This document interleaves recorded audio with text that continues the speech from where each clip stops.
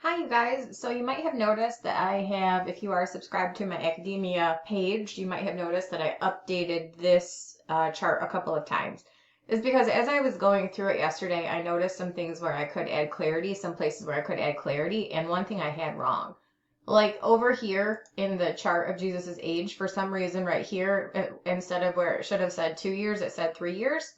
Um, Back to Israel, this is where it should be 3 years. So the rest of it was fine, but for some reason that was just wrong, and I noticed it when I was going through the chart yesterday. So I wanted to clarify that. And then I just moved this up, this Tiberius section up a couple of spaces so that I could get this on one full screenshot just for formatting purposes. And then I removed some of the text from this big blue box. It didn't change anything over here in yellow, but it was just, I had a lot in that box. And so I just removed some of it. So I just wanted to let you know what the tweaks were, because I did notice that I had one thing where it said 3 years where it should have said 2 years regarding the age, and then I just cleaned up a couple of other things. But none of the other information changed on here. One thing that I totally forgot to mention, and I will do that now as I go back up to this top section where we're talking about the Jubilees overlaid by the pattern in the Mount in Exodus. I had totally forgotten to plug the years back in and equate this to the time period when Jesus actually came in world history, the time period we've been absent from him. So the type in shadow is going to be just taking you through. If you missed this, I did this at the end of my last video, which was titled something to the effect of the timeline data that every Christian interested in end times Bible prophecy should know. So basically what I ended it with was the double check that's built into the Bible to talk about from creation to kingdom how many years there are, and that's overlaid by the pattern in the Mount, where you have a command given in Exodus 19 to Moses to give to the Jews to be ready against the third day. And then on the third day, God descended on the top of Mount Sinai in smoke and fire, and he delivered the law. So that's your benchmark event, which begins a count because Moses was commanded to then go up the mount for 40 days. At the end of that 40-day period, he and Joshua descended, and what they found was that in the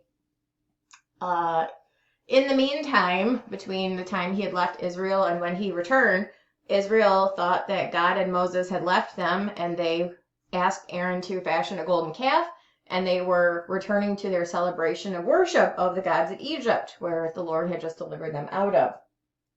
So there was some cleanup activities that Moses had to do. He commanded the Levites to slay the people to the tune of thousands, and then tried to intercede on behalf of the people so that God wouldn't wipe them out and essentially start over with Moses's line.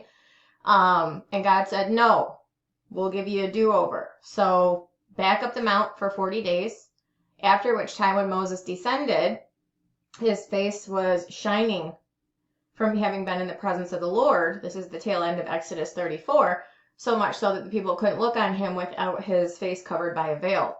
And then the remainder of the chapters in Exodus, from chapters 35 through the end of the book, talk about the willful offering that was taken to gather the items needed to construct the tabernacle in the wilderness, including the inks and the dyes and the linen for the clothing and all of that.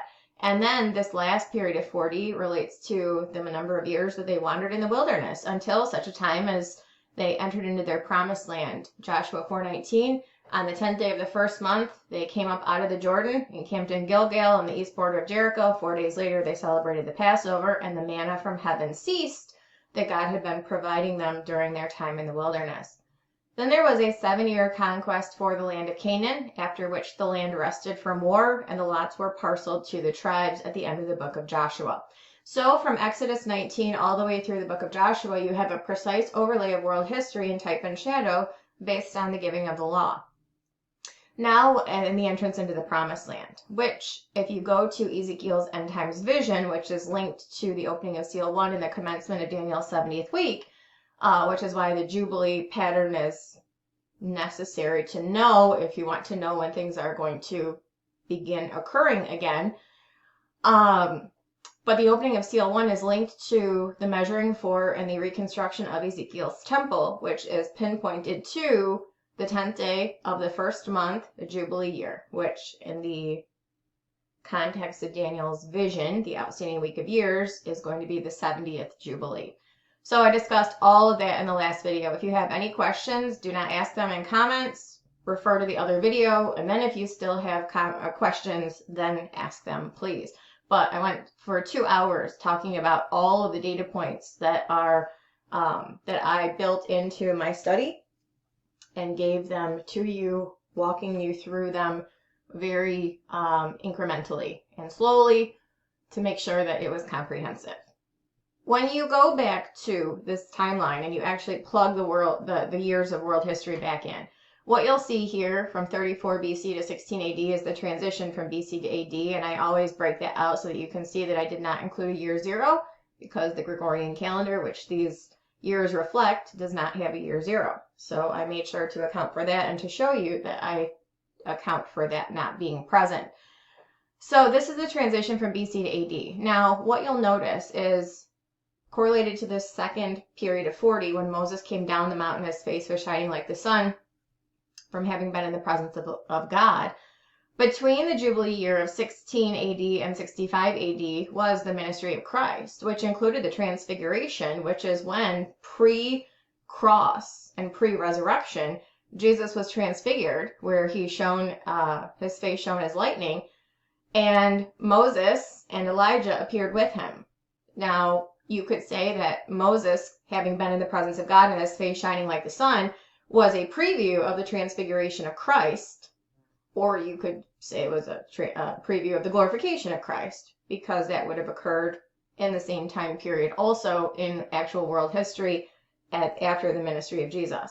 But I'm going to say it related to the transfiguration because that was still done under Old Covenant while they were still under the law, and Moses was the lawgiver.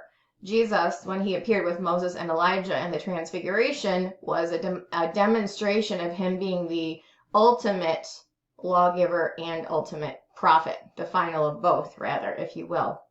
So this is going to be the period related to the type and shadow. It's the period of time when Moses came down the mountain with his face shining as the sun, and it's going to be a foreshadow of the Transfiguration of Christ, who also appeared in glory, and Moses was right along with him during his ministry, during his actual ministry. Now, we know that Jesus died and was buried, rose again on the 3rd day. He ascended 40 days later, after which he sent the Spirit. But when you're looking at this period of time, this outstanding period of, well, it's not outstanding. It's a period of time we're presently in. We are in what would be the final period of 7 sevens, leading up to the next Jubilee year, which again, if they entered in 1406, would be Nisan 10 of 2025 is when the next Jubilee year would commence. And again, that is linked to the building of Ezekiel's temple, which is the strength behind Daniel 9:27's covenant. He shall confirm the covenant with many for 1 week. If you read that in the Septuagint, it says the covenant will prevail for many. It will return again and be rebuilt broad and long. So the benchmark event, which begins the countdown to the second coming of Christ, is the measurement for and the reconstruction of Ezekiel's temple. Obviously, it's not going to include the entire measurement or the entire building because they can't do that in a day. It's going to, some type of activity will start that count related to the temple. So whether that's the laying of the foundation stone, or whether that's the reinstitution of an incense offering, or a sacrifice, or something like that, that's what that is going to be related to the temple to kick off the start of Daniel's 70th week. So we are between the second to last Jubilee and the last Jubilee. About 170 days removed from Nisan 10 of 2025, if my count is correct. But what you're looking for in this last period of 40 in actual world history is the time that we are without Jesus. And what does the biblical number 40 represent? This is literally just me Googling biblical number 40. And it has multiple meanings, including time of testing and trial.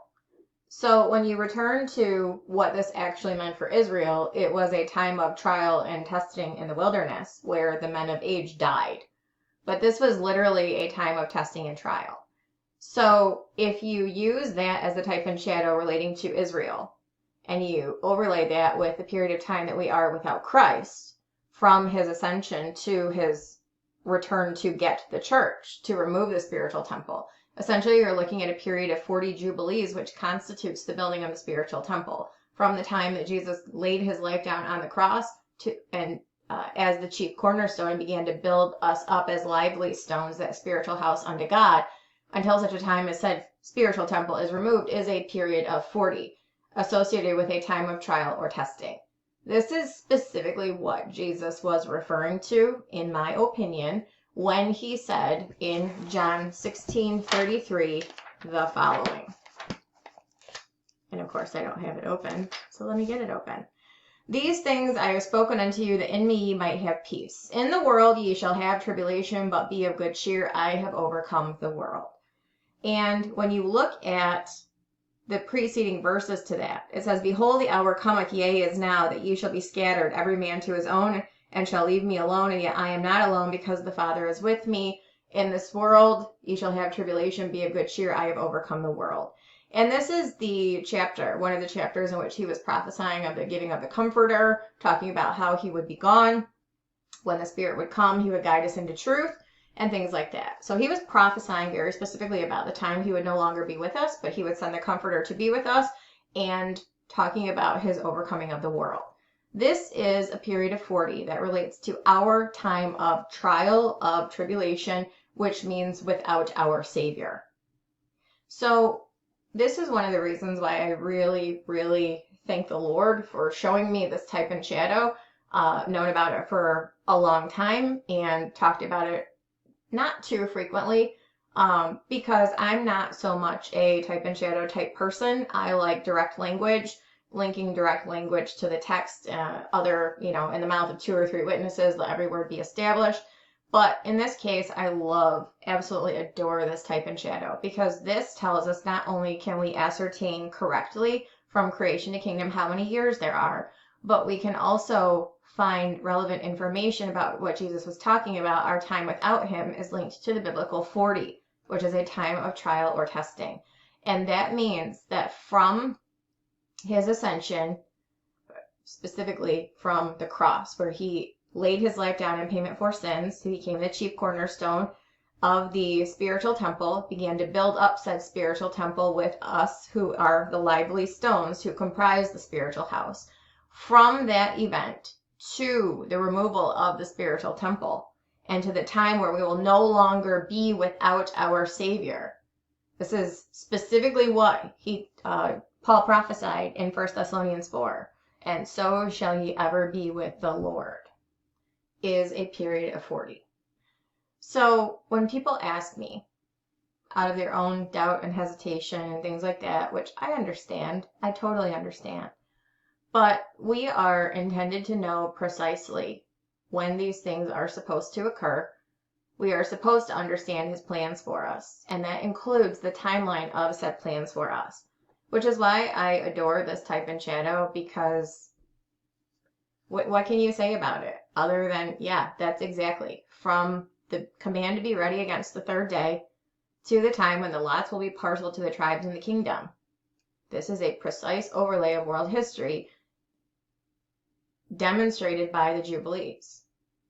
And the Jubilees are what we use to ascertain when our Jesus is coming back for us. So if you guys have any questions about this, let me know. But I would encourage, before you ask, to check out the long video, 2-hour video that I put out going through all of the data points. And I used this as the wrap up to that. I just forgot to plug the years of world history back in and talk about how it relates to our period of 40 without Jesus in this world. During the church age, specifically during the church age, this dispensation of the grace of God is our period of trial and testing without our Lord. And it will end with the return of the Lord for us.